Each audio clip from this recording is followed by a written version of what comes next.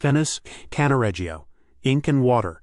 Tales of sketching. She came to Venice for work, to attend the Architecture Biennale, give a lecture, meet colleagues, sip polite coffee at a bar near the Peggy Guggenheim Museum, and rush back to her whirlwind of tasks, slides, and deadlines, her natural habitat for years. But everything changed in Cannaregio, where tourists are scarce and the water is quieter.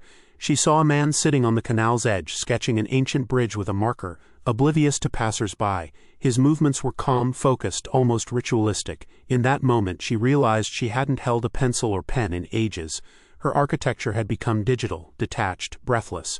The next morning, instead of her lecture, she bought a sketchbook and ink, sat by the facade of Madonna dell'Orto, breathed in the damp scent of old walls and tried to draw. Her lines wobbled, the ink bled, but a strange freedom stirred within, as if Venice, this impossible floating city, was guiding her to explore it through sketching. For a week she wandered the islands aimlessly.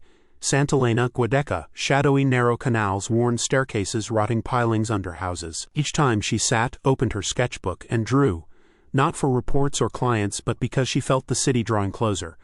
On the Accademia bridge an old man with a cane sat beside her. He said nothing for 10 minutes, then murmured, "You draw Venice like it's your dream." She didn't ask who he was, she didn't reply, she just kept sketching. Back at the office she walked into the director's room, placed her Venice sketchbook on the desk and said, "This is how I'll design from now on. Fire me if you want." They didn't fire her. A year later, her project was published in an international Italian magazine, because it held Venice, not a museum but a living city, one that sinks but outlasts all. A Venice where simple lines make forms feel true, where architecture isn't facades but living your best life, right here, right now. A Venice that speaks to you only when you finally fall silent.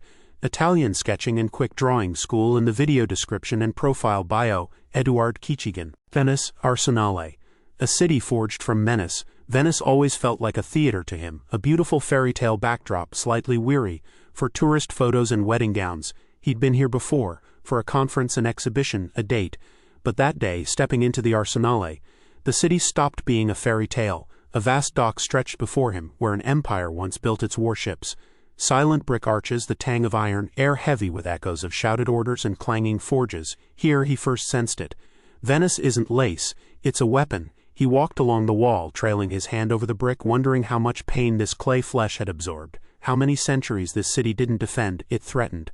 Never begged for mercy, always struck first. That's why it still stands. He opened his sketchbook, not to capture facades, details, or perspective lines, but the weight of the space, the weight of decisions, the weight of fear that makes architecture fierce. His hand moved slowly, as if tracing the very structure of power. Here, in this arsenal, he realized true beauty lies not in symmetry, ornament, or aged balustrades, but in a form's ability to command respect, reverence, silence, to say nothing superfluous, to simply stand and be. As he stepped outside, the sun was setting, the lagoon black as oil. He glanced at San Giorgio Maggiore's dome cloaked in shadow, and knew he no longer cared for aesthetics' sake.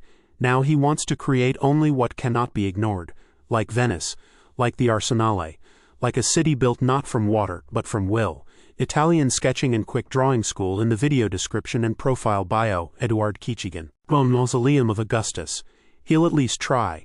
He wasn't chasing greatness, but it found him the moment he stepped past the fence of the Mausoleum of Augustus, where sunlight struck ancient brick and the air grew thick, like molten metal once cast into statues of gods. In this place, where ash, power, fear, and endless memory of a man becoming a state converge, he felt everything he knew about himself, career, success, status, dissolve.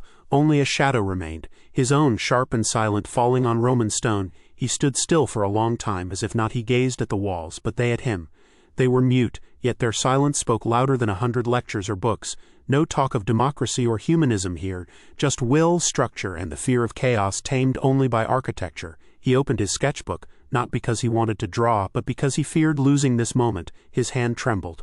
Lines veered, jagged, as if the stone resisted, as if he resisted himself. Yet with each minute the sketch grew truer, not in form but in weight and time. Take that as you will. Later, on a bench by the Tiber, staring at Ponte Cavour, he thought that perhaps for the first time he didn't feel small before history. In that moment he felt equal, because he hadn't drawn ruins, old stones, or monuments. He'd drawn strength, absolute, timeless, still holding this city together after centuries. He left Rome quietly. No postcards, no souvenirs, no photos, just one black and white page, heavy as granite, and a sense that his life now demanded the same structure he saw in those stones, where everything is eternal, aligned on axes, nothing left to chance, where perfection is so close you can touch it. He'll at least try. Italian sketching and quick drawing school in the video description and profile bio, Eduard Kichigin. Con Campo de Fiori. Finally hearing yourself. Tales of sketching. He didn't fly to Rome for inspiration, new experiences, or a vacation. He just needed to escape everything that had become unbearably familiar.